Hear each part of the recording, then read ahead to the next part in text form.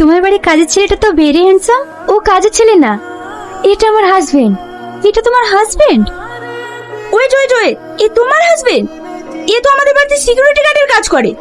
তুমি এত বড় পোস্টে জব করো আর সামান্য একটা সিকিউরিটি গার্ডকে বিয়ে করেছো? না তুই না, এটা তুমি ঠিক করনি। তোমার ক্লাসের সাথে যায় না। কেন?